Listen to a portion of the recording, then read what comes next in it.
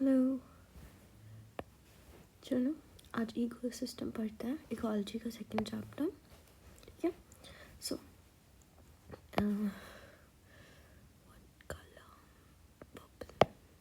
okay, an ecosystem can be visualized as functional unit of nature where living organisms interact among themselves and also with the surrounding physical environment. Okay, ecosystem varies greatly in size from a small pond to a large forest or a sea.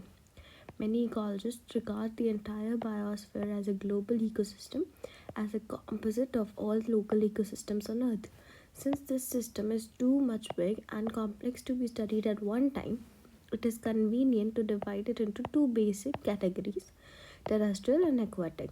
Forests, grasslands, deserts are some examples of terrestrial ecosystem, while pond, lake, wetland, rivers, estuaries are some examples of aquatic ecosystem.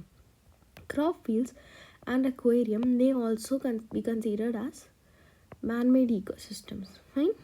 इस पूरे paragraph में important मतलब ऐसा लगा होगा कि introductory page है, क्या ही इम्पॉर्टेंट हो सकता है, पर actually this has a lot of important stuff. पहली लाइन ही सबसे इम्पॉर्टेंट है, that an ecosystem can be visualized as the functional unit of nature. कह देगा ecosystem is which unit of nature: functional, structural, physiological, philosophical, whatever. So the important term here is functional unit, okay, of nature. Now next line is also quite important, where living organisms interact among themselves. हालांकि ये बहुत common sense की बात है, but still, and also with the surrounding physical environment. Now option could be made like where living organisms interact among themselves, मतलब यहीं तक लिखेंगे, ये आगे का लिखेंगे ही नहीं, या फिर लिख देंगे and also interact with their neighbours and something like that. इस वर्ड को चेंज कर देंगे, तो वर्ड्स पे फोकस करना है. One word is among themselves, other word is physical environment. थोड़ी कम. Then third line is also really important. It says ecosystem varies in great sizes and form. This is again very common sense, but still it's important. It varies greatly in size, fine, from a small pond to large forest, whatever. Now many ecologists consider the entire biosphere as a global ecosystem. Again, common sense line, but important. Now it composite of all local ecosystems, so they would replace the term local with anything else, like all big ecosystems, all small ecosystems, like that. So remember, it composites of all local ecosystems. Now since the system is too much big and complex, so now ये सब पढ़ने की बात तो है नहीं. It is convenient to divide into two basic categories: terrestrial, aquatic. Terrestrial is obviously all the terrestrial things, aquatic is all the aquatic things, and crop fields and aquarium are what man-made ecosystem. Fine. तो इसमें से हमें 1, 2 and 3, 4 important points मिले. Fine. तो पहले paragraph में 4 important points हैं, ये भी याद कर सकते हो, मतलब ये भी भूल जाते हैं लोग. क्रॉप फील्ड्स, एक्वेरियम तो याद रहता है, क्रॉप फील्ड्स भूल जाते हैं, तो again one more. Fine. Now next paragraph, it says be will first look at the structure of ecosystem in order to appreciate the input, productivity, transfer of energy, food chain and web, nutrient cycle, and the output, degradations and energy loss. We will also look at the relationships, cycle, chain, webs that are created as a result of these energy flows within the system and their interrelationships. ना इसमें बस अब कह रहा है कि आगे हम लोग चैप्टर में क्या पढ़ने वाले हैं उसके बारे में एक थोड़ी सी समरी दी हुई है. तो इसमें एक इम्पॉर्टेंट चीज़ मुझे दिख रही है, बस ये लास्ट वाली लाइन कह रहा है, we will also look at the relationships, that is the cycle, chain, web. Now important thing is that are created as a result of these energy flows within systems and their interrelationships. तो ये जो cycles हैं, chains हैं, webs हैं, ये सब बनती कैसे हैं? Created as a result of energy flow within system and their interrelationships. And their interrelationships is like, ये तो वो हो गया ना कि और इसकी relationships आने पड़ेंगे, ये नहीं. Till here, till system, it is important that these cycles, chains and webs are created as a result of energy flows within the system. Fine. तो एक ये पॉइंट ध्यान दे सकते हैं, बाकी तो इस पैराग्राफ में बस बताया कि आगे क्या पढ़ेंगे हम लोग. इसमें से हमें न्यूट्रिएंट साइकिल नहीं पढ़ना है, हमें पढ़नी है productivity, food chain, food web, energy losses वगैरह. ओके. नाउ आ जाता है अब इकोसिस्टम पे. Main thing In earlier class, you have looked at various components of the environment, abiotic and biotic. You studied that how individual biotic and abiotic factors affected each other and the surrounding. Let us look at these components in more integrated manner and see how the flow of energy takes place within these components of ecosystem. Again, इस paragraph में मुझे कुछ ऐसे important देखने था जिससे question frame हो सकता है. Next, interaction of biotic and abiotic components result in a physical structure that is characteristics for each type of ecosystem. Identification and enumeration of plant and animal species of an ecosystem gives its specific species composition. Vertical distribution of different species occupy different level and is called stratification. For example, trees occupy the top vertical strata or layer for a forest, shrubs the second, and herbs and grasses occupy the bottom layer. Now, okay तो इस paragraph में specifically मुझे बहुत सारी important lines दिखी. पहली line ही मुझे important लग रही है कि interaction of biotic and abiotic components result in a physical structure and this physical structure is characteristics for each type of ecosystem.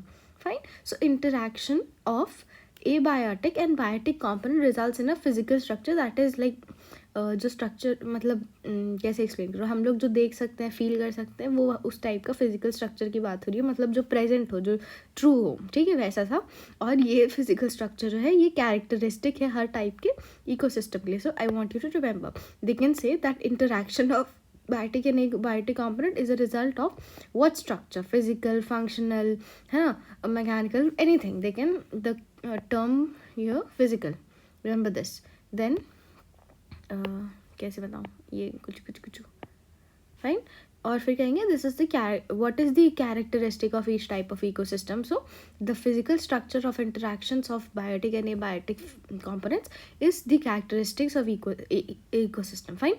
Then the next line is also quite important to me, that identification, यहाँ पे एक line होगी या दूसरी line है, identification and enumeration of plant and animal species give ecosystem its species composition. They can say only identification gives species composition, only enumeration gives, no, both of them gives. Fine. So then again this point, first line, two important lines, and let me highlight the words. Pinky ponky. Fine.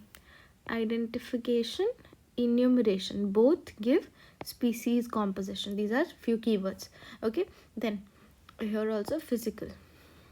Next, this is like a common sense line, so I wouldn't mark it important. That vertical distribution of different species occupy different level is called stratification. We all know that. Now, for example, trees occupy top vertical strata or layer of a forest. Then in a forest, obviously trees will be at the top because they are like how do I say that, they are like mostly like they are bigger, right? So basically for that, and then after that we have shrubs, and then we have herbs and grasses. So you know this thing that trees will be at top, then all around. So I won't mark them as very important points because these are common sense. Now in this next is basically the component of ecosystem is seen to function as a unit where you consider the following aspects. So you can remember that all the components of ecosystem are seen to function as a unit. Okay, they can let me ask this. Next, so these are the four aspects. First is productivity, decomposition, energy for nutrient cycle, out of which we will not study this in syllabus, but if they will ask you aspects, you have to write this. ऐसा नहीं कि ये लिखना ही नहीं कि ये तो है ही नहीं हमारे पास, ठीक. तो ये तीनों हम डिटेल में पढ़ेंगे. न्यूट्रिएंट साइकिल का नाम है बस, तो नाम याद कर लो कि this is also one of the aspects. Fine. And in detail we will not study nutrient cycle and we well and fine know this. Next next paragraph, just a minute. To understand the ethos of an aquatic ecosystem, let us take a small pond as an example. This is fairly a self-sustainable unit and rather a simple example that explains complex interactions that exist in an aquatic ecosystem. Fine. A pond is a shallow water body in which all the above mentioned four basic components of an ecosystem are well exhibited. The abiotic component of water, with all the dissolved inorganic and organic substances and rich soil deposits at the bottom of the pond. The solar input, the cycle of temperature, day length, and other climatic conditions regulate the rate of functioning of entire entire pond. The autotrophic component includes the phytoplankton, some algae, and floating, submerged, and marginal plants found at the edges. The consumers are represented by zooplanktons, the free-swimming and bottom-dwelling forms. The decomposers are fungi, bacteria, flagellates, especially abundant at the bottom of the pond. This system performs all the functions of ecosystem and of biosphere as a whole, that is, conversion of inorganic to organic material with the help of radiant energy of sun by autotrophs, consumption of autotrophs by heterotrophs, decomposition and mineralization of dead matter to release them back to for reuse of autotrophs. These events are repeated over and over again. This is urination. Okay, fine. इस paragraph में ना बहुत सारे important points है, बहुत सारे literally. So first thing is that like her line he important है ना. जब तुम स्टार्टिंग की 3 लाइन छोड़ के आ गया हो, a pond is a shallow water body. I can see the term shallow is very important. बोल देंगे pond is a hollow water, not hollow sorry, pond is a deep water body, pond is a, मतलब ये सब बहुत common sense की बात है, पर ठीक है बता दे रही हूँ. ठीक, शैलो वो टर्म ध्यान देना, which shows all the 4 basic, मतलब all the 4 basic components of ecosystem well एग्जिबिटली दिखाता है. द एबायोटिक कॉम्पोनेंट कौन है? वाटर है. ठीक है, वाटर में क्या है? Dissolve inorganic and organic substances हैं और सॉइल रिच डिपोजिशन है बॉटम ऑफ द पॉन्ड पे. ठीक, ये लाइन इंपॉर्टेंट हो गई. फिर दूसरी चीज़ आ गई, पहला पॉइंट तो यही वाटर के बारे में.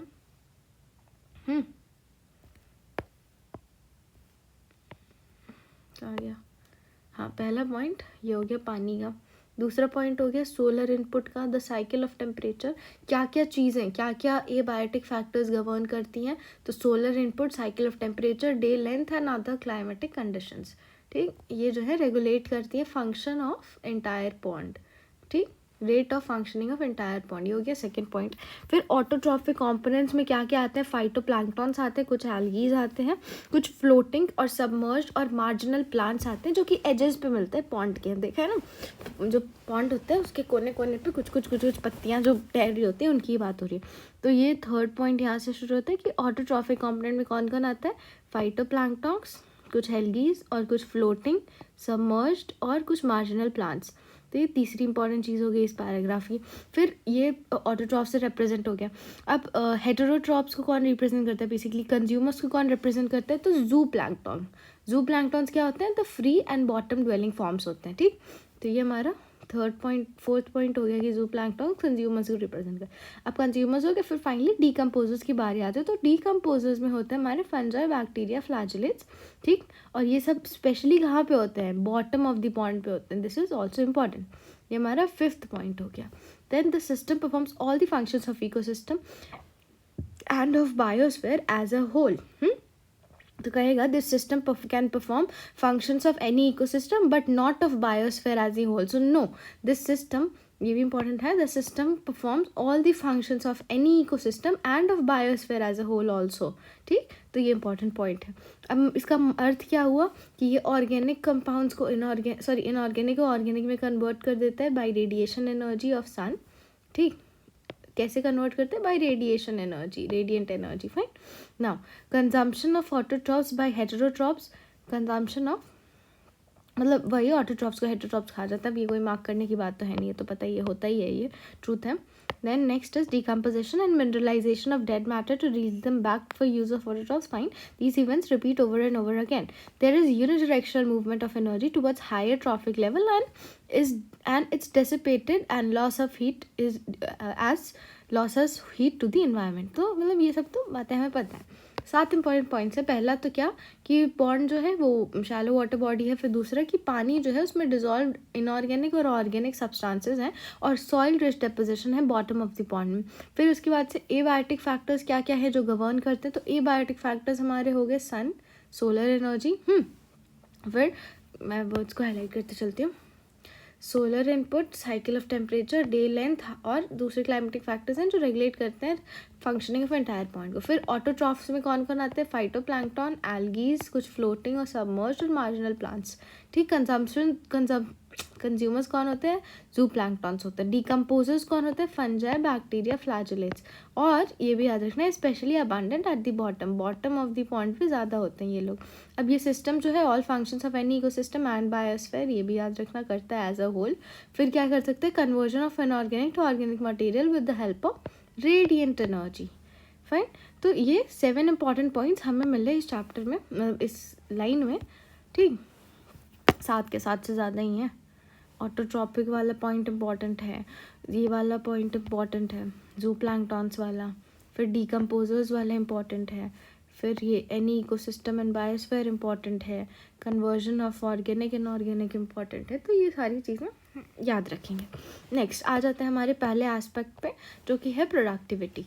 Fine, so a constant input for solar energy is basic requirement for any ecosystem to function and sustain। ठीक, तो सोलर एनर्जी जो है कॉन्स्टेंटली हमें मिलनी चाहिए, ये एक बेसिक रिक्वायरमेंट होती है किसी भी इकोसिस्टम की, ताकि वो अच्छे से फंक्शन कर पाए और सस्टेनेबली चल पाए। फाइन, आ जाओ। Next line says primary production is defined as the amount of biomass और organic organic matter produced per unit area over time period by plants during photosynthesis. ठीक, तो प्राइमरी प्रोडक्शन वो प्रोडक्शन होती है जब प्लांट फोटोसिंथेसिस करके जो खाना बनाते हैं ना एक टाइम पीरियड के तहत, वो होती है हमारी primary production. It is expressed in terms of weights, gram per, like I don't know why but gram square. ठीक, एंड एनर्जीज, या फिर एनर्जी या तो वेट के टर्म्स में इसको एक्सप्रेस करेंगे प्रोडक्टिविटी को, या तो एनर्जी के टर्म्स में। वेट के टर्म्स में करेंगे तो ग्राम में करेंगे, एनर्जी के टर्म्स में करेंगे तो kilo calories per meter cube में, मीटर स्क्वायर में करेंगे। Rate of biomass production is called productivity. Fine, it is expressed in terms of gram per year, gram square per year, और kilo calorie per meter per year. To compare the productivity of different ecosystems, it can be divided into gross primary productivity and net primary productivity. Gross primary productivity of an ecosystem is the rate of production of organic matter during photosynthesis. Okay, a considerable amount of GPP is utilized by plants and respiration. Now, gross primary production minus respiratory loss is the net primary production, which gives us NPP. Okay, तो इसमें क्या क्या है, मतलब इसमें तो याद करने की चीज़ है बेसिकली। पहली लाइन यही है कि constant input of solar energy is basic requirement for any ecosystem to function and sustain. So this is an important line. फिर क्या रहा है, प्राइमरी प्रोडक्शन क्या होता है, तो primary production is the amount of biomass produced per unit area. थोड़ा सा कम करो इसको, और या बायोमास और organic matter produced per unit area during a period of time by plants. ये जो प्राइमरी प्रोडक्शन होता है ना, वो बाय प्लांट्स होता है ड्यूरिंग फोटोसिंथेसिस। मतलब फोटोसिंथेसिस में जो खाना बनता है वो हमारा प्राइमरी प्रोडक्शन के तहत आता है। और ये क्या होता है, पर यूनिट एरिया होता है एक पर्टिकुलर टाइम के टाइम। इसको एक्सप्रेस करते हैं वेट्स में, दिस इज इम्पॉर्टेंट, या तो वेट में करेंगे या एनर्जी में करेंगे। ठीक है, तो ये चीज़ें भी ध्यान देना।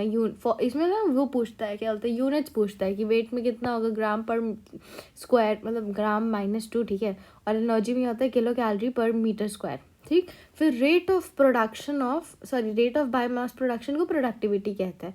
रेट ऑफ बायोमास प्रोडक्शन, किस रेट से बायोमास का प्रोडक्शन हो रहा है, कितना ज़्यादा हो रहा है तो ज़्यादा प्रोडक्टिविटी हुई, कम होगा तो कम प्रोडक्टिविटी, तो वो प्रोडक्टिविटी होती है। अब प्रोडक्टिविटी कैसे डिफाइन करते हैं, प्रोडक्टिविटी ग्राम स्क्वायर पर ईयर करते हैं, या फिर kilo calorie per metre square per year. मतलब इसमें बस साल के बारे में बात हो रही है। ये एक ओवर अ टाइम पीरियड था, किसी भी टाइम पीरियड में, और प्रोडक्टिविटी एक साल की बात कर रहा है। To compare the productivity of different ecosystem. अब दो चीज़ें होती हैं, जीपीपी और एनपीपी। जीपीपी मतलब जो टोटल खाना बना क्या है, टोटल ऑर्गेनिक प्रोडक्शन हुआ है, ठीक है, फोटोसिंथेसिस के दौरान। तो gross primary production is the rate of production of organic matter during photosynthesis. Photosynthesis के टाइम पे तुम्हारी रेट क्या थी प्रोडक्शन की, वो होती है ग्रॉस प्राइमरी प्रोडक्शन। फिर उसमें से ना जब रेस्पिरेटरी लॉस को माइनस कर देते हैं, GPP minus respiratory loss, so we get NPP, that is net primary production. Net कितना बचा, वो एनपीपी होता है। अब net primary production is available biomass for consumption of heterotrophs, herbivores and decomposers. Secondary productivity is defined as rate of formation of new organic matter by consumers। तो पहले तो जो जीपीपी बनी बहुत सारी, उसमें से रेस्पिरेटरी लॉस में प्लांट ने खुद पे ही खर्चा कर दी कि क्योंकि मेरा मेंटेनेंस भी तो होगा, मैं भी अपना प्लांट अपना कुछ सांस वास ले रहा है तो उसमें खर्च हो गया। अब एनपीपी बचा, तो एनपीपी वो बायोमास बचा हुआ है, वो ऑर्गेनिक मैटर का बचा हुआ है जो आगे पास ऑन होगा, जो कि कंज्यूमर्स और डिकम्पोजर्स खाएंगे, ठीक है। तो ये चीज़ याद रखना, पूछ देगा कि एनपीपी और जीपीपी में कौन सा बायोमास है विच दो अवेलेबल होते हैं कंज्यूमर्स ऑफ हेटेरोट्रॉप्स के लिए, तो वो होता है नेट प्राइमरी प्रोडक्शन, ठीक। ये आगे लोग खाते हैं। फिर सेकेंडरी प्रोडक्टिविटी क्या है? सेकेंडरी प्रोडक्टिविटी वही है rate of formation of new organic matter bye consumers. Primary क्या है? प्रोड्यूसर्स यानी प्लांट के द्वारा बनाया हुआ फोटोसिंथेसिस के टाइम। सेकेंडरी क्या है? Formation of new organic matter bye consumers के द्वारा बनाया गया, ठीक। तो ये होता है सेकेंडरी प्रोडक्टिविटी। मेरे ख्याल से यहाँ तक सब कुछ क्लियर हो गया है। इसमें इंपॉर्टेंट क्या है? ये डेफिनेशन वगैरह तो ठीक ही है, बाकी ये चीज़ें मुझे लगता है बहुत इंपॉर्टेंट होती हैं, ये वाली पार्ट, ठीक है। ये यूनिट याद रखना। फिर ये भी इम्पॉर्टेंट होता है प्रोडक्टिविटी वाली। फिर ये तो ऑब्वियसली इम्पॉर्टेंट है ही, जीपीपी माइनस रेस्पिरेटरी लॉस्ट। फिर ये भी इम्पॉर्टेंट है कि नेट प्राइमरी प्रोडक्शन ही वो पार्ट होता है जो जाता है डिकम्पोजर्स के पास। और फिर ये तो डेफिनेशन छोड़ दो, फिर आ जाओ। Primary productivity depends on plant species inhabiting a particular area. It also depends on variety and of environmental factors, availability of nutrients and photosynthetic capacity of plants. Therefore it varies in different types of ecosystem. The annual net primary productivity of whole biosphere is approximately 170 billion tons. Of this, despite occupying about 70% of the surface, productivity of oceans is only 55 billion tons. Rest, of course, is on land. Discuss the main reason for low productivity in ocean with the teacher. हमें discuss नहीं करना है, हमें पता है, मैं बाद में बता दूंगी क्या होता है। पहले इसमें भी बहुत सी इंपॉर्टेंट चीज़ है, ध्यान दो। पहले तो कह रहे हैं कि primary productivity depends on plant species inhabiting a particular area. तो यही इंपॉर्टेंट है कि plant species inhabiting a particular area पे डिपेंड करता है कि उसकी प्राइमरी प्रोडक्टिविटी कैसी होगी। तो मतलब बेसिकली प्लांट स्पीशीज़ कैसा होगा, कैसी जगह पे रह रहा है, वहाँ पे वो कैसा फोटोसिंथेसिस कर पा रहा है, इन सब चीज़ों में प्राइमरी प्रोडक्टिविटी डिपेंड करती है। इसके साथ साथ ये डिपेंड करती है इन्वायरमेंटल फैक्टर्स पे, अवेलेबिलिटी ऑफ न्यूट्रिएंट्स पे और फोटोसिंथेटिक कैपेसिटी ऑफ प्लांट पे, ठीक है। तो ये सारी चीज़ें मुझे लगता है बहुत ही इंपॉर्टेंट है। पहला तो यही, अरे यार पिंकी पोंकी से नहीं करूँगी, फिर वो भी पिंकी हो जा रहा, ठीक है। तो इट डिपेंड्स प्राइमरी प्रोडक्टिविटी, ठीक है, सही की बात नहीं है। Depends on plant species inhabiting a particular area, depends on environmental factors, availability of nutrients and photosynthetic capacity of plants, ठीक है। ये 1 2 3 4 चीज़ों पर डिपेंड करता है, फाइन। चलो, therefore varies in different ecosystem, पता है। तो annual net primary production of the whole biosphere is 170 billion tons. तो ये रिमेंबर वर्दी चीज़ है, ये तो मतलब फैक्ट्स हो गए, ये तो तुम्हें याद रखना ही रखना है, ठीक है। उसके बाद से इसमें से केवल 55 बिलियन टन जो है वो पानी का होता है, ओशंस का होता है। बचा कुचा जो है हमारा होता है, मतलब व्हाट डू आई से दिस, बचा हुआ जो होता है वो लैंड इकोसिस्टम में जाता है, वैसे टेरेस्ट्रियल इकोसिस्टम में। और एक और चीज़ कि ओशंस का ना 70% ओशंस होते हैं, लेकिन फिर भी उनका प्रोडक्टिविटी बड़ा लो होता है। Why? Because the photosynthetic capacity of the plants is very less, environmental factors are not very helpful in the oceans, right. बहुत सारी जगहों पर रोशनी नहीं जा पाती है, ऐसे ऐसे बहुत सारी चीज़ें होती है। तो छोड़ो, इंपॉर्टेंट चीज़ें याद रखना इसमें। एक तो डिपेंडेंसी कि किन किन चीज़ों पर डिपेंड करते हैं, और दूसरा ये नंबर्स याद रखने हैं हमें। चलो, यहाँ पे हमने पहला एस्पेक्ट खत्म किया, that is productivity. Let's come on the second aspect now, decomposition. क्या करते हैं? डिकम्पोजिशन करते हैं, फिर एनर्जी फ्लो और एनर्जी पिरामिड नेक्स्ट लेक्चर में करेंगे, ठीक। 2 लेक्चर में समाप्ति होगी। देखो ज़रा कितने पेजेस में हुआ, you're on 3rd 4th, fine, we'll do that. चलो आ जाओ, जब मन करेगा तो इसी में खींच लेंगे यार, क्या करना है। नहीं फिर अच्छा चलो छोड़ो। Decomposition. You may have heard of earthworm being referred to as farmer's friend. This is also because they help in breakdown of complex organic matter as well as loosening of soil. Similarly, decomposers break down complex organic into inorganic substances like carbon dioxide, water, nutrients, and the process is called decomposition. ठीक है, एक second फिर से पढ़ने तो मैंने ध्यान नहीं दिया। हाँ, this is also because they help in break down of complex organic matter as well as loosening of soil. हाँ ठीक है। Similarly decomposers, fine fine fine. Next, dead plants remains such as Dead plant remains such as leaf, bark, flowers, then dead remains of animals include fecal matter, constitute detritus, which is the raw material for decomposition. The important step is the process of decomposition are fragmentation, leaching, catabolism, humification and mineralization. Just a minute यार.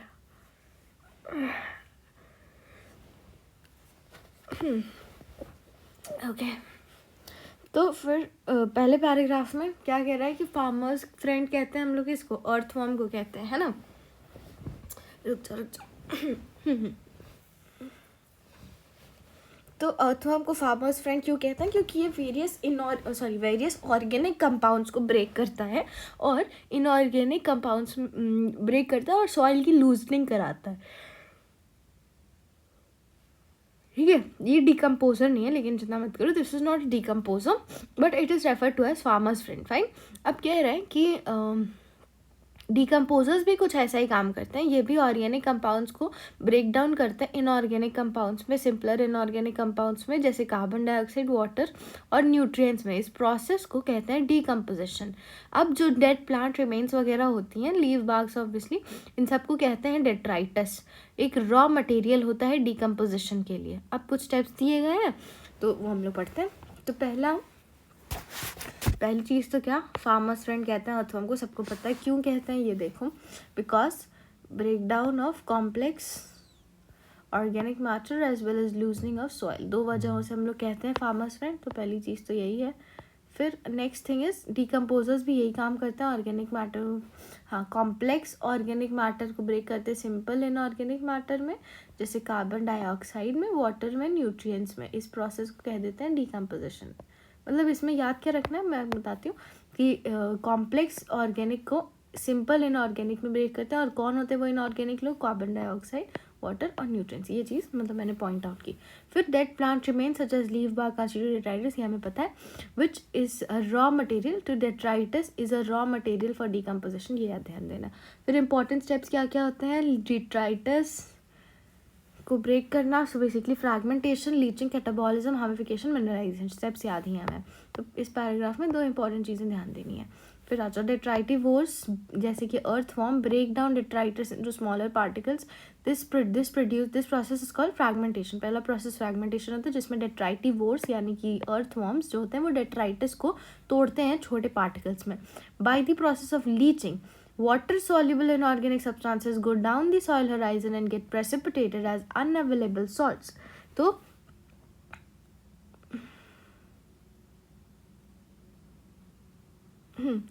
Leaching की process में क्या होता है, this is important. Water soluble जो inorganic nutrients होते हैं वो नीचे चले जाते हैं सॉइल के हराइजन में और प्रेसिपिटेट हो जाते हैं. Basically they settle down as unavailable salt. Fine. So this is an important point. Okay, मतलब ऐसे बोल सकते हैं ना कि soluble inorganic compounds go down at the soil और डू दे गेट प्रेसिपिटेटेड और not precipitated. So yes, they get precipitated. And how? In form of unavailable salts. Fine.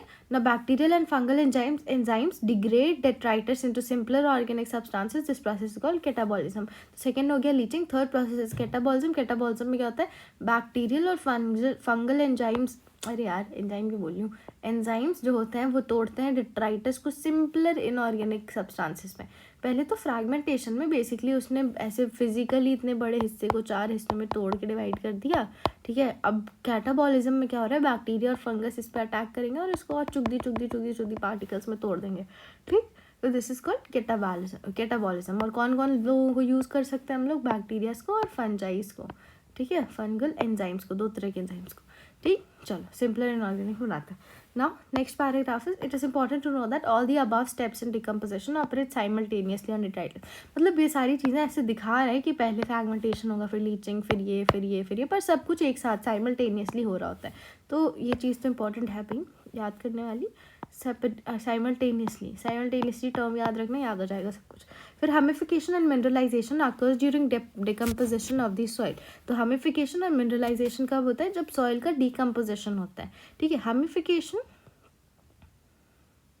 leads to accumulation of dark colored amorphous substance called humus. This is highly resistant to microbial actions and undergoes decomposition at an extremely slow rate.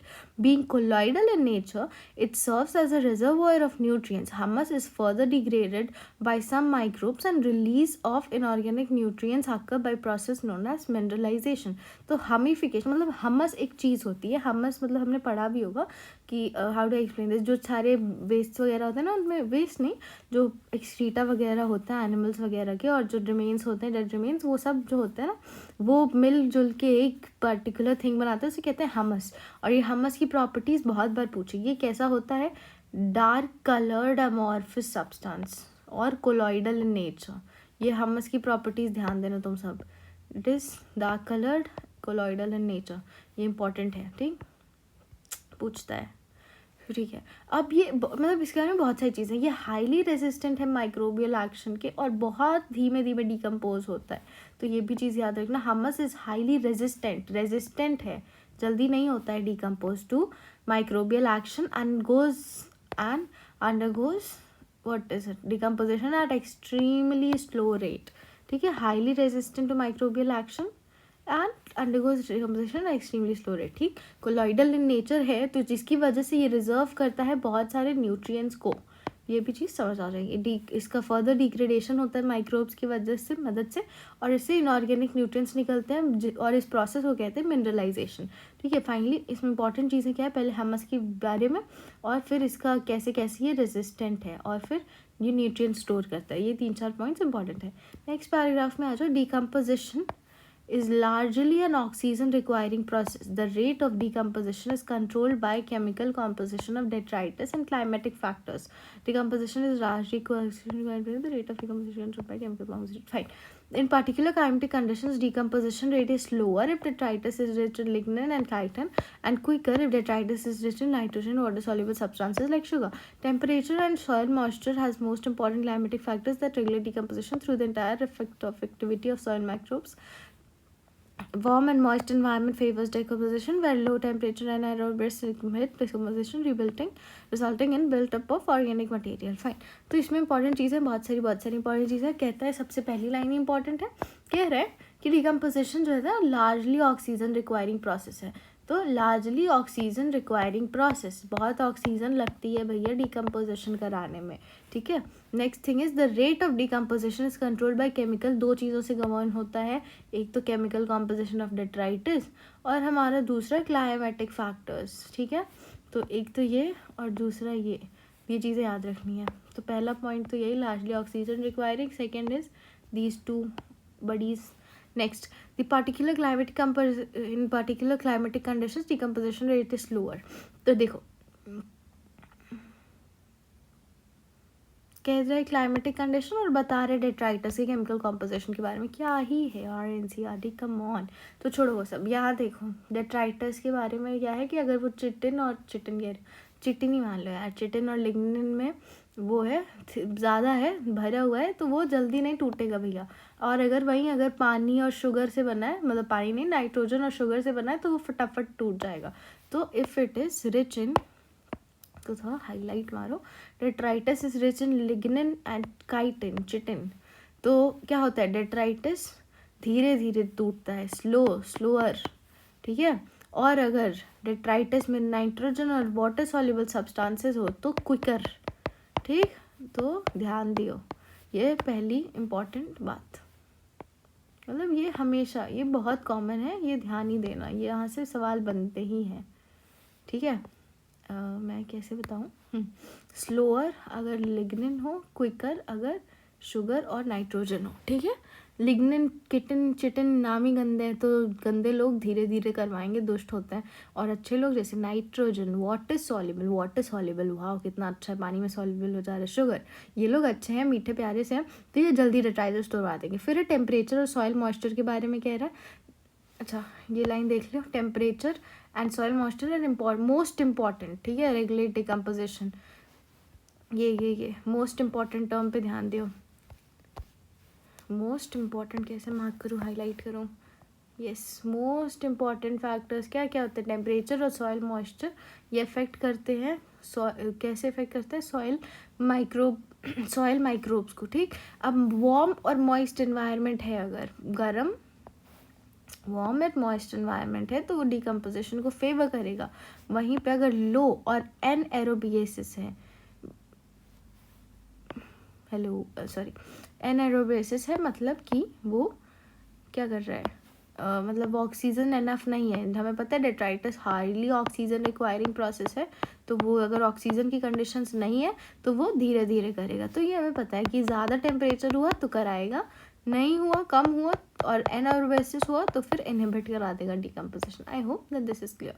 Warm and moist environment favours, ठीक है, और लो temperature and एनारोबियसिस inhibit, ठीक। और जब अगर inhibit होगा तो उसका रिजल्ट क्या होगा? Built up of an organic compounds, मतलब ऑर्गेनिक जो है वो टूटेगा ही नहीं, तो बिल्टअप हो जाएगा ऑर्गेनिक कंपाउंड्स का, ठीक। तो ये next two important things, right. So I think we are done here. This is also important कि सबसे इंपॉर्टेंट फैक्टर्स क्या क्या होते हैं? टेम्परेचर और सॉइल मॉइस्चर होता है, फाइन। चलो अब आ जाते हैं एनर्जी फ्लो पे। खींच डालते हैं, पढ़ ही लेते हैं, क्या करना है, छोटू सा तो पार्ट है, ठीक है। Energy flow, except for deep sea hydrothermal ecosystems, sun is the only source of energy for all ecosystems on the earth.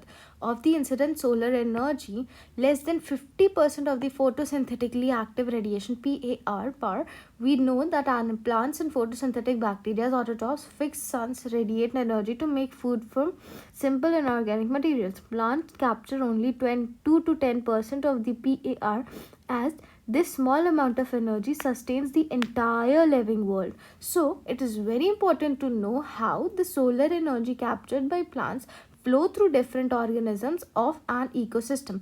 All organisms are dependent for food on producers either directly or indirectly. So if you find a unidirectional flow of energy from the sun to producers then to consumers, is this keeping with the first law of thermodynamics? Yes, it is. Okay. नाचो। तो सबसे पहले इसमें बहुत सी important चीज़ें। पहली बात तो deep sea hydrothermal vents के अलावा हर जगह सन ही इकलौता सोर्स है एनर्जी का, ये हमें पता है। अब ये सब तो पता है, अब ये चीज़ ध्यान दो, यहाँ पे कहता है पिंक को हटा ही देते हैं, ऑरेंज ही रख देते हैं इसकी जगह पे। ब्लू रखो, ठीक है, नहीं यार बिहार है, okay, orange it is, fine. So कह रहा है कि 50% जो होता है ना टोटल सन की इंसिडेंट एनर्जी का ही सिर्फ फोटोसिंथेटिकली एक्टिव रेडिएशंस होती हैं, PAR। तो आर इज 50% ओनली, और इस 50% में से भी सिर्फ 20% ही, सॉरी 10 to 2% ऑफ PAR ही जो है प्लांट्स जो है वो कैप्चर कर पाते हैं। Plants capture only 2 to 10% of the total PAR also, and this small amount of energy sustains the entire living world. और ये छोटी अमाउंट ऑफ एनर्जी पूरे लिविंग वर्ल्ड को चलाती है। Is it clear to you? Okay, तो यहाँ पे दो इंपॉर्टेंट चीज़ें मुझे हमेशा कन्फ्यूजन देती हैं, तो ये ध्यान देंगे। 50% PAR होता है जो टोटल सन की एनर्जी होती है वो गिरती है, और इसमें से भी सिर्फ 2 से 10% ही प्लांट्स जो है वो यूज़ कर पाते हैं, ठीक। चलो आ जाओ, फिर कह रहे हैं ये बहुत इंपॉर्टेंट है जानना कि कैसे एनर्जी का फ्लो होता है इकोसिस्टम में। सारे ऑर्गेनिजम्स फूड के लिए प्रोड्यूसर्स पे डिपेंडेंट होते हैं, या तो डायरेक्टली या इनडायरेक्टली ऑब्वियसली। अब ये कह रहे हैं you will find unidirectional flow of energy from sun to producers and from producers to consumers. तो ये भी एक इंपॉर्टेंट, मतलब कॉमन सेंस याद है पर ठीक है। तो 2 इंपॉर्टेंट चीज़ें मुझे लगती है इसमें हमेशा यही चीज़ें, और एक तो ये वाली डीप सी हाइड्रोथर्मल वेंट्स में सनलाइट नहीं पहुंचती, उसको छोड़ के हर जगह सन ही ओनली सोर्स ऑफ एनर्जी है, ठीक। चलो आ जाओ नेक्स्ट पैराग्राफ में। Further, ecosystem is not exempt from second law of thermodynamics. Exempt मतलब बचा नहीं है। They need a constant supply of energy to synthesize molecules they require to counteract the universal tendency towards increasing disorderliness. Further, ecosystem मतलब ecosystem जो है ना वो second law of thermodynamics को भी follow करता है, ऐसा कहना चाह रहा है, ठीक है। So they need a constant supply of energy to synthesize molecules they require to counteract the universal tendency towards increasing disorderliness. Fine, ठीक है। अब आ जाओ, मतलब बेसिकली इस पूरे पैराग्राफ में मोल तोल के यही कह रहा है कि जो इकोसिस्टम है ना वो सेकंड लॉ ऑफ थर्मोडायनेमिक्स को भी फॉलो करता है, फर्स्ट लॉ ऑफ थर्मोडायनेमिक्स को भी फॉलो करता है, सबको फॉलो करता है। अच्छा, फिर next thing is in the third paragraph, green plants in the ecosystem are called producers. ये सब बताने की जरूरत नहीं। Terrestrial ecosystem major producers are herbaceous and woody plants. अच्छा, ये चीज़ ध्यान दे दो, टेरेस्ट्रियल इकोसिस्टम में मेजर प्रोडक्ट्स कौन से होते हैं, प्रोड्यूसर्स कौन कौन से होते हैं, herbaceous and woody plants. Okay, ये थोड़ा ध्यान देने की बात मुझे लग रही है। हर्बेशियस एंड वुडी, अरे यार कह देगा कि किस टाइप के प्लांट्स, तो herbaceous and woody plants to remember. Herbaceous and woody plants are most major producer, most important. Likewise producers in aquatic ecosystem, ये टेरेस्ट्रियल का हो गया, टेरेस्ट्रियल के हो गए। एक्वेटिक के कौन से हैं, एक्वेटिक इकोसिस्टम में होते हैं phytoplankton, algae and higher plants. तो एक्वेटिक के हो गए phytoplankton, algae and higher plants, ठीक है। और ये भी, चलो तो टेरेस्ट्रियल में मेजर कौन कौन होता है, टेरेस्ट्रियल में मेजर होते हैं हमारे वुडी प्लांट्स और हर्बेशियस प्लांट्स। एक्वेटिक में मेजर होते हैं हमारे एल्गीज एंड हायर प्लांट। तो यहाँ पे हमें 2 इंपॉर्टेंट चीज़ें पढ़ने को मिली। Next is, you have read about food chains and webs that exist in nature starting from the plant और प्रोड्यूसर्स फूड चेन और rather webs from such that an animal feeds on plants and another animal and is in turn food for another। मतलब basically जो animal है वो plant को खाता है या फिर किसी दूसरे जानवर को खाता है और इन टर्न वो खुद दूसरे जानवर का खाना बन जाता है। द चेन और web is form because of this interdependency. ये इंपॉर्टेंट लाइन है, याद कर लो कि ये जो चेन और वेब है वो इस इंटरडिपेंडेंसी, मतलब कि मैं इसे खाऊंगा वो मुझे खाएगा, ऐसे सब इंटरडिपेंडेंट है ना, तो इसीलिए फूड चेन या फूड वेब बनता है। No energy trapped in an organism remains in it for ever, again an important thing, हालांकि ये कॉमन सेंस है पर ठीक है। The energy trapped by producers is hence is either passed on to the consumers. अच्छा, ये भी चीज़ important है कि या तो वो पास ऑन हो जाती है, तो हमें पता है। दूसरी चीज़ है या तो ऑर्गेनिज्म मर जाता है, ठीक है, अगर पास नहीं हो रही है तो वो मतलब मर जाएगा। तो एनर्जी लेके कोई रहता नहीं है, या तो अगर पास नहीं हो रही तो इसका मतलब वो मर गया है, या तो फिर वो एनर्जी पास कर देगा। Death of organism is beginning of detritus food chain, again a very important thing. Death of organism is beginning of detritus food chain और फूड वेब, ठीक। चलो, तो ये एक ये इंपॉर्टेंट चीज़ मुझे लगी, एक ये इंटरडिपेंडेंसी वाली पॉइंट और एक ये death of an organism starts detritus food chain. तो इसमें 3 चीज़ें थोड़ी इंपॉर्टेंट सी हैं, ठीक है। नेक्स्ट आ जाओ लास्ट पैराग्राफ पे। इस पैराग्राफ पे, एनिमल्स डिपेंड डायरेक्टली और indirectly for food they need and hence are called consumers and also heterotrophs. If they feed on producers the plants they are called primary consumers, and if animals eat out other animals in which in turn eat plants or the producers is called secondary consumers. Likewise, you could have tertiary consumers too. Obviously, primary consumers would be herbivores. Some common herbivores are insects, birds and mammals in terrestrial ecosystem and molluscs in aquatic. अच्छा, ये चीज़ थोड़ी important है यहाँ पर कि common herbivores जो होते हैं, इंसेक्ट्स, बर्ड्स, मैमल्स होते हैं टेरेस्ट्रियल में, ये तो हमें पता ही है। मोलस्क जो होते हैं वो एक्वेटिक सिस्टम के हर्बीवोर्स होते हैं। तो ये थोड़ी एक बात लगती है मुझे जो भूल जाते हैं, मतलब स्किप हो जाती है, तो ये इंपॉर्टेंट है। मोलस्क जो है वो एक्वेटिक इकोसिस्टम की कॉमन हर्बीवोर्स है। और यहाँ के होता है टेरेस्ट्रियल के इंसेक्ट्स, बर्ड्स और मैमल्स। देखना मैमल्स और बर्ड्स पे ना थोड़ा सा वो होता है, ये थोड़ी हर्बीवोर्स होते हैं, पर मतलब जो लोग प्लांट्स खाते हैं वो हर्बीवोर्स होते हैं, तो जो इंसेक्ट प्लांट खाते हैं वो हर्बीवोर्स, जो बर्ड्स प्लांट खाती हैं वो हर्बीवोर्स, जो मैमल्स प्लांट खाते हैं वो हर्बीवोर्स। फाइन। अब आगे कहता है consumers that feed on these herbivores और कार्निवोर्स और मोर कलेक्टिवली प्राइमरी कार्निवोर्स, जो सेकेंडरी कंज्यूमर्स जो, अच्छा ठीक है, ये सब हमें पता है, ठीक है। चलो आ जाओ, यहाँ पे आ जाओ। द डेट्राइटिस फूड चेन, एक सेकेंड, ये GFC है, grazing food chain, full form याद रख लेना। ग्रेजिंग फूड चेन मतलब GFC, DFC मतलब detritus food chain. Begins with death और एन ऑर्गेनिज्म, ये हमने पहले ही देख लिया था। It is made up of decomposers which are heterotrophic organisms, mainly bacterias and fungi. इसमें मेनली बैक्टीरियाज एंड फंजाई होता है, एक point. They meet their energy nutrient requirements by degrading dead organic matters और डेट्राइटिस, ठीक है। ये अपनी energy को डिमांड और न्यूट्रिएंट के रिक्वायरमेंट को कैसे पूरा करते हैं, बाय डिग्रेडिंग मतलब तोड़ना, डेड ऑर्गेनिक मैटर्स को तोड़ के पूरा करते हैं, ठीक है। Fine. These are also called saprotrophs, हाँ ठीक है, डिकम्पोजर्स को सैप्रोट्रॉप्स भी कहते हैं, ये हमें पता है. Decomposers secrete digestive enzymes that break down dead and waste materials into simple inorganic materials which are subsequently absorbed by them. तो ये सब ना एक जैसे हम लोग क्या करते हैं, हम लोग खाना पहले मुंह में ले लेते हैं, फिर उसे चबाते हैं और फिर अंदर करते हैं ये सब, और फिर डाइजेस्ट करते हैं. पहले हम लोग इनटेक करते हैं, फिर डाइजेशन करते हैं. ये सब क्या करते हैं, पहले ही बाहर एक डाइजेस्टिव जूस गिरा देते हैं ताकि खाना बाहर ही डाइजेस्ट हो जाता है. ठीक है. So for them the food is digested before hand and after that, after their food digestion, food जब डाइजेस्ट हो गया, अरे भैया क्या कर रहे हो, छोड़ो हाईलाइट मार देती हूँ. Food decomposers secrete digestive enzymes that break down dead and waste materials into simple organic materials which are subsequently absorb by them.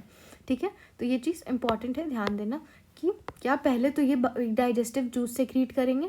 ठीक है. उसके जो तोड़ देगा पहले वेस्ट मटेरियल्स और उनको सिंपल इनऑर्गेनिक कंपाउंड्स में, उसके बाद वो अब्जॉर्ब कर लेते हैं. तो पहले ये पचा लेते हैं खाने को बाहर ही, फिर उसे खा लेते हैं. ठीक है. तो दो इंपॉर्टेंट चीज़ें, एक बैक्टीरिया और फंजाई जो होते हैं वो डिकम्पोजर्स होते हैं, दूसरा कि डिकम्पोजर्स कैसे खाने को पचाते हैं, और तीसरा इन्हें सैप्रोफाइट्स भी कहते हैं. तो भूलना मत, सैप्रोट्रॉप्स. ठीक. चलो आ जाओ. In aquatic ecosystem, GFC is made a conduit of energy flow. Against this terrestrial ecosystem, much larger fraction of energy flows through detritus food chain than through GFC. तो ये चीज़ इंपॉर्टेंट है कि aquatic ecosystem में GFC जो है वो major energy flow का conduit है. ठीक है. ये चीज़ बहुत लोग वो करते हैं कि GFC मतलब शेर ने इसको खाया, उसने उसको खाया, बकरी को खाया, ये वो. तो GFC जो है वो यहाँ इंपॉर्टेंट होगा टेरेस्ट्रियल में, पर नहीं, GFC जो है वो एक्वेटिक में ज़्यादा ध्यान वो इम्पॉर्टेंट होता है. और जो टेरेस्ट्रियल इकोसिस्टम है ना, इसमें much larger fraction of energy flows to detritus food chain. Detritus food chain जो है वो टेरेस्ट्रियल के लिए ज़्यादा इंपॉर्टेंट है. तो I hope that this much is clear to us. ठीक है. ये दो इंपॉर्टेंट चीज़ है. फाइन. अब डेट्राइटस फूड चेन में भी connected with grazing food chain at some levels. तो ये भी इंपॉर्टेंट लाइन है कि डेट्राइटस फूड चेन और ग्रेजिंग फूड चेन एट कुछ लेवल्स पे सेम हो सकते हैं. ठीक. Some organisms of DFC are prey to GFC animals. तो ये भी इंपॉर्टेंट लाइन है. अगेन कैसे कनेक्टेड हो सकते हैं कि कुछ ऑर्गेनिज्म जो DFC के होते हैं वो प्रे होते हैं GFC के. Some organism of DFC are prey to GFC animals. And in a natural ecosystem some animals like cockroaches, crows etcetera are omnivorous. ठीक है पता है. These natural interconnections of food chains make it a food web. These natural interconnection of food chain make it a food web. ठीक. ये चीज़ समझ आ गई. अब चलो आज organisms occupy a place of natural surrounding or in a community according to their feeding relationship with other organisms. Based on source of their nutrition or food, organisms occupy a specific place in the food chain that is known as trophic level. ठीक है. यहाँ पे बताएं. Producers belong to the first trophic level, herbivores, consumers to the second, carnivores to the third. ये सब हमें पता है. नीचे आते हैं. कहता है the important point two note that the amount of energy. हाँ ठीक है. यहाँ से थोड़ी इंपॉर्टेंट बात है. ये सब इंपॉर्टेंट चीज़ है कि अमाउंट ऑफ एनर्जी वो डिक्रीज़ करता है जैसे जैसे ट्रॉफिक लेवल बढ़ता है. जैसे प्रोड्यूसर्स में बहुत ज़्यादा था, फिर कंज्यूमर्स में थोड़ा कम हुआ, प्राइमरी वाले में, फिर सेकेंडरी में थोड़ा कम हुआ, टर्शरी में और कम हुआ. ऐसे करके एनर्जी जो है वो कम होती ही रहती है सक्सेसिव ट्रॉफिक लेवल्स पे. तो this is a very important point, although we know this but still it's important. So when organism dies converted into detritus, तो जब ऑर्गेनिज्म मर जाता है वो डेट्राइटस जो होता है वो एनर्जी सोर्स होता है. डेट्राइटिव वो उसका डिकम्पोजर्स का, हमें ये पता है. Organisms at each trophic level depend on those lower trophic levels for energy demand. ये भी इंपॉर्टेंट चीज़ है कि जो एनर्जी होती है वो कहाँ से मिलती है, लोअर एनर्जी लेवल से ही मिलती है फॉर देयर एनर्जी डिमांड्स. तरीके. ठीक है. तो ये दो इंपॉर्टेंट चीज़ें. ठीक. आज नेक्स्ट लाइन में each trophic level has a certain mass of living material at a particular time called standing crop. Again this is very important that बहुत बार ये चीज़ पूछती है व्हाट इज स्टैंडिंग क्रॉप. तो खड़ा क्रॉप को स्टैंडिंग क्रॉप नहीं कहता है. It is the amount of it is the mass of living material at a particular time. किसी पर्टिकुलर टाइम पे कितना बायोमास एक जगह का, वो स्टैंडिंग क्रॉप होता है. Standing crop is measured as mass of living organism that is biomass. ये भी लाइन बहुत इंपॉर्टेंट है. Standing crop is measured in terms of biomass और नंबर इन यूनिट एरियाज. ठीक है. या तो बायोमास में मेजर करोगे या नंबर में ही मेजर करोगे. तो ये चीज़ भी इंपॉर्टेंट है कि mass of living organisms, that is biomass, or number in a unit area. The biomass of species is expressed in terms of fresh weight or dry weight. ठीक, measurement of biomass in terms of dry weight is more accurate, क्योंकि उसमें obviously पानी का weight नहीं मिला होता है, तो तुम बता सकते हो कि जो organism वो actually कितना weight रखता है. तो ये important चीज़. ठीक है, चलो आ जाओ. Next is the number of trophic level in raising fruit chain restricted as transfer of energy follows 10% law. Only 10% of the energy transferred to each trophic level from lower trophic level. चलो, ये important point है कि energy transfer जो है वो 10% law को follow करती है, तो ठीक है, ये हमें पता है. अच्छा, तो यहाँ पे हमारा सारे एस्पेक्ट्स खत्म हो गए. कौन कौन से? प्रोडक्टिविटी, डिकम्पोजिशन और एनर्जी फ्लो. अब लास्ट टॉपिक इस चैप्टर का है एनर्जी पिरामिड, इकोलॉजिकल पिरामिड्स. इसको भी फटाक से कर लेते हैं. कह रहे हैं कि you must be familiar with the shape of pyramid. The base of pyramid is broad and it's narrow towards the apex. ऐसा सा होता है पिरामिड, नीचे ब्रॉड है, ऊपर नैरो है. One gets similar shape when you express the food or energy relationships between organism at different trophic level. The relationship is expressed in terms of number, biomass or energy. The base of each pyramid represents the producers of first trophic level, while the apex reaches the tertiary or top level consumers. There are 3 types of ecological pyramids that are usually studied: pyramid of number, pyramid of biomass, pyramid of energy. For details, ठीक है, चलो आ जाओ. पहला है, for calculation of any energy content, biomass or number has to include all organisms at trophic level. No generalizations will be true if we take only few individuals at trophic level into account. ठीक है. Also, a given organism may occupy more than one trophic level simultaneously. Now, this is important. इसमें ना बहुत सारी important चीज़ है. तो ये चीज़, पहली इंपॉर्टेंट चीज़ मिल गई हमें कि गिवन ऑर्गेनिज्म एक से ज़्यादा ट्रॉफिक लेवल एक ही समय पे ऑक्यूपाई कर सकता है. समझ आ रहा? एक ही समय पे एक से ज़्यादा चीज़ें ऑक्यूपाई कर सकता है. चलो, one must remember that trophic level represents a functional level, not a species as such. ये भी बहुत इंपॉर्टेंट लाइन कह दी इन्होंने कि a trophic level represents what. अरे यार, इतना चाटा मारूंगी ना इसको. Functional level and not a species. मतलब ऐसा नहीं है कि मान लो मैं कह रही हूँ प्रोड्यूसर्स एज एन प्लांट, तो प्रोड्यूसर्स प्लांट स्पीशीज़ को रिप्रेजेंट करते हैं. नहीं, वो एक फंक्शनल लेवल है कि उसका फंक्शन क्या है. प्लांट्स का फंक्शन है प्रोड्यूस करना, तो वो प्रोड्यूसर्स है. मेरा खाना तो मैं कंज्यूमर हूँ. अभी दूसरे वाले में मेरी जगह कोई और ऑर्गेनिज्म आ जाएगा, तो वो स्पीशीज़ को नहीं बल्कि फंक्शनल लेवल को रिप्रेजेंट करती है. तो ये बहुत इंपॉर्टेंट पॉइंट है. अ गिवन स्पीशीज़ में occupy more than one trophic level in the same ecosystem at the same time. वही वाली बात कि एक ही स्पीशीज़ एक से ज़्यादा trophic level same ecosystem at same time पे ऑक्यूपाई करती है. जैसे कौन? स्पैरो का example, very common and very famous example, that a sparrow is primary consumer when it eats seeds, fruits, peas, and a secondary consumer when it eats insects and worms. ठीक है, तो एक समय पे ये प्राइमरी कंज्यूमर है और दूसरी तरफ वो सेकेंडरी कंज्यूमर भी बनती है. तो ये तीसरी इंपॉर्टेंट चीज़ इस पैराग्राफ में है. ठीक है, अब आ जाओ. In most ecosystem all pyramids of number and of energy and biomass are upright. That is, producers are more in number in biomass, and then herbivores are more in number than carnivores. Also, energy at lower trophic level is always more at the high. तो generally most ecosystems पे क्या होता है, क्या देगा, most ecosystem में कैसे होते हैं पिरामिड ऑफ ये तो upright होते हैं most ecosystem. चलो, फिर अगले पैराग्राफ में कह रहे हैं कि there are exceptions to this generalisation. इस ऐसा नहीं कि हमेशा ऐसा होता है, कुछ एक्सेप्शंस भी हैं. If you were to count the number of insects feeding on a big tree, what kind of pyramid would you get? ना कि add an estimate number of small birds depending on the insects, also number of birds. ये spindle shape का होगा, इतना बस याद रखना है, ऐसे निकलता है. ठीक, तो इसमें आई वुड राइट है स्पिंडल शेप. अब एक्सप्लेन क्या करूँ, समझ ही जाते हो. पहले मतलब क्या कह रहा है, expect generation to count the insects of feeding on a big tree.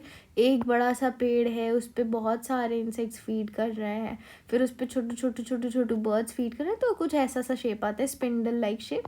So this is called spindle, what do I से, स्पिंडल शेप्ड. ठीक है, तो इसमें आंसर क्या होगा, स्पिंडल. इतना बस याद रखना कि जब ट्री इकोसिस्टम की बात हो रही है तो स्पिंडल शेप का हमारा ग्राफ मिलता है, पिरामिड मिलता है. ठीक, अब pyramid of biomass in sea is generally inverted. ये भी इंपॉर्टेंट चीज़ है कि जो सी का बायोमास का होता है वो इन्वर्टेड होता है. क्यों? Because biomass of fishes is far exceeded than of planktons. तो प्लैंक्टॉन से बहुत ज़्यादा होती हैं फिशेज, इसीलिए मतलब फिशेज आर बेसिकली कंज्यूमर्स, तो वो बहुत ज़्यादा होती हैं, जिसकी चक्कर में क्या होता है, इन्वर्टेड हो जाता है. फिशेस ज़्यादा होती हैं और फिर उससे कम प्लैंकटन मतलब कंज्यूमर्स उससे कम होते हैं। ठीक है, ये बात समझ आ गई, ये इंपॉर्टेंट चीज़ है।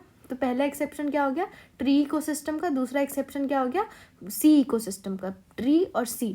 फिर pyramid of energy is always upright, it can never be inverted because when energy flows from particular trophic level each trophic, ये मतलब पता ही है एनर्जी ऑफ हमेशा अपराइट होता है क्योंकि ठीक है ये सारी चीज़ें पता है। ठीक है, पिरामिड ईच बार एनर्जी,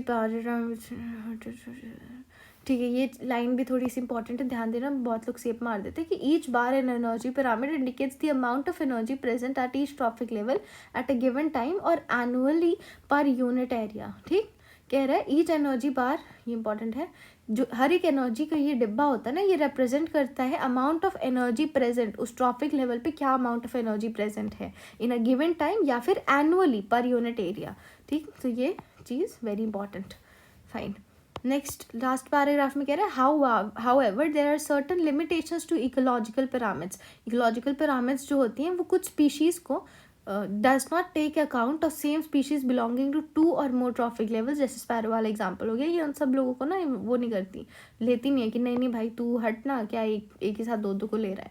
तो पहला तो ये हो गया कि does not take in account same species belonging at 2 और more trophic levels. It assumes simple food chain, मतलब ये फूड वेब्स की तो बात ही नहीं करता, सिंपल फूड चेन्स की बात करता है, something that is almost never existed. तो ये सिंपल फूड चेन्स तो कभी नेचर में होती नहीं है, it's always complex and it's always food webs, it does not accommodate food webs. भाई मैंने कहा तीसरी चीज़, ये फूड वेब्स को अकोमोडेट ही नहीं करता। लास्टली ये डिकम्पोजर्स के बारे में बात ही नहीं करता। Saprophytes are very important, has a very important role, लेकिन उसका कोई वो ही नहीं है, इकोलॉजिकल पिरामिड में जिक्र ही नहीं है। तो ये 4 चीज़ें हैं जो इकोलॉजिकल पिरामिड्स में नहीं होती, लिमिटेशंस है कि पहला कि ये does not take in account simple ऐसी स्पीशीज़ जो 2 और 2 से ज़्यादा लोग सेम साइमल्टेनियसली ट्रॉफिक लेवल पे होती है। दूसरी, ये सिंपल फूड चेन्स को देखता है जो कि कभी नेचर में एग्जिस्ट नहीं करती। चौथी, कि ये फूड वेब्स के बारे में नहीं बात करता। एंड लास्टली, सैप्रोफाइट्स इसमें नहीं है क्योंकि नहीं है, इनफैक्ट वो लोग बहुत ज़्यादा अच्छा वाइटल रोल प्ले करते हैं। तो 4 ड्रॉबैक्स। ठीक, आज स्ट्रक्चर्स देख लो, ये इकोलॉजिकल पिरामिड के स्ट्रक्चर्स इंपॉर्टेंट है। पहला है पिरामिड ऑफ नंबर, फाइन, ये है ग्रासलैंड इकोसिस्टम। ग्रासलैंड के इकोसिस्टम की बारी, only top 3 consumers, only 3 top carnivores are supported in ecosystem based on production nearly 6 million. तो 6 मिलियन प्लांट्स हैं लेकिन टॉप कंज्यूमर्स ओनली 3 हैं। तो मतलब पहले कंज्यूमर्स का नंबर ज़्यादा है, सॉरी प्रोड्यूसर्स का नंबर ज़्यादा है, फिर प्राइमरी कंज्यूमर्स थोड़े कम हुए, सेकेंडरी थोड़े, और टर्शरी तो बहुत ही कम हो गया, बस 3 ही बचे। तो 60 लाख 3 कंज्यूमर्स पे आना is a very big thing. So pyramid of number is straight, fine. Next is pyramid of biomass. Pyramid of biomass shows sharp decrease in biomass at high topic level, fine, मतलब ऐसे zoom. और pyramid of biomass जो है वो सी में छोटा था, याद है, क्योंकि जू प्लैंकटन ज़्यादा होते हैं, मतलब फिशेज ज़्यादा होती हैं, और प्लैंकटन जो होते हैं वो कम होते हैं। तो ये सी का है, राइट, सी इकोसिस्टम। एक और है, कौन है, एक और है आइडियल। ये आइडियल पिरामिड ऑफ एनर्जी है कि मतलब सब एनर्जी कम होते जा रही है। 10% लो है यहाँ पे, इसका 10% जब करोगे तुम लोग तो क्या आएगा 10,000, इसका 10% जब करोगे तुम लोग तो क्या आएगा 100, इसका 10% करोगे तो क्या आएगा 10। So basically 10% energy is getting transferred, you can see from here also. तो यहाँ पे हमारा second chapter of ecology that is ecosystem ख़त्म हुआ। कल हम करेंगे इसकी एक्सरसाइजेस, मतलब मैं करूँगी, तुम लोग थोड़ी करोगे। अच्छा, समरी पढ़ लेते हैं एक बार फटाक से। Ecosystem structural and functional unit of nature. देखो बेटे, वहाँ पे सिर्फ फंक्शनल लिखा था, यहाँ पे स्ट्रक्चरल भी धीरे से डाल दिए, बड़े चंट हैं एनसीईआरटी वाले। ठीक है, तो ये ध्यान देना कि structural and functional unit of ecosystem दोनों है। ठीक है, स्ट्रक्चरल भी है, फंक्शनल भी है। And it comprises of biotic abiotic components. Abiotic components are inorganic components, air, water, soil, whereas biotic components are producers, consumers, decomposers. Each ecosystem has characteristic physical structure resulting from interaction amongst abiotic and biotic components. Species composition and stratification are 2 main structural features. देखो ये line कहीं नहीं लिखी हुई, इतने दुष्ट है सब। क्या कह रहा है कि species composition and stratification are 2 main important structural features of an ecosystem. Nowhere in the entire text this has been written as.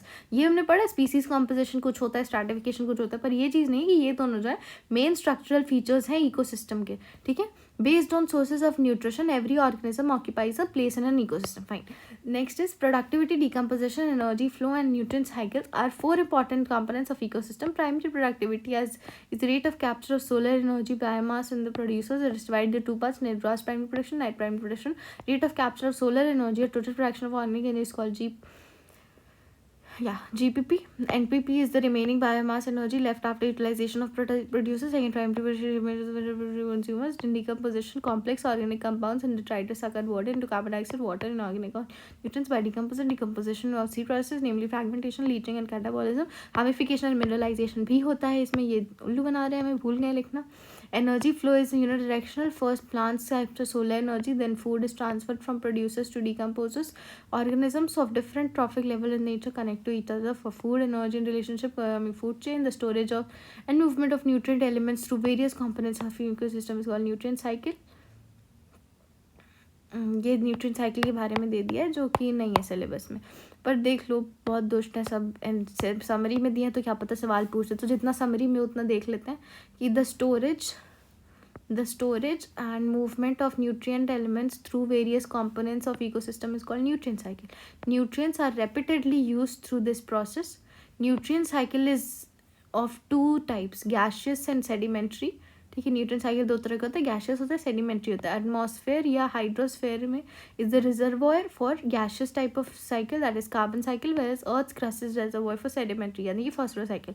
तो जो गैस वाले होते हैं वो सारे कहाँ होते हैं, एटमॉस्फेयर में या हाइड्रोस्फेयर में, और अर्थ क्रस्ट में कौन कौन से होते हैं, sedimentary type of. Products of ecosystem process is named as ecosystem service, for example purification of air and water by forest. So with this, finally, we have completed our entire ecosystem chapter. दो important चीज़ें हमें मिली, in fact तीन मिली. ये पूरा nutrient cycle जो syllabus में नहीं है, क्या मतलब है इस समरी में देने का, तो ये भी पढ़ ही लेना, कोई भरोसा नहीं है, सवाल दे देंगे, कह देंगे समरी में था तो. ठीक है, तो we have completed our second chapter of ecology, that is ecosystem, which was a very easy chapter. हमें बहुत सारी इंपॉर्टेंट चीज़ें मिली इसमें पढ़ने को. ठीक है, तो ओके फाइन. अब अगली क्लास में मिलते हैं, हम लोग पढ़ेंगे बायोडाइवर्सिटी. ठीक है, फिर सेमीकंडक्टर वगैरह भी पढ़ना है हमें. So okay, bye bye.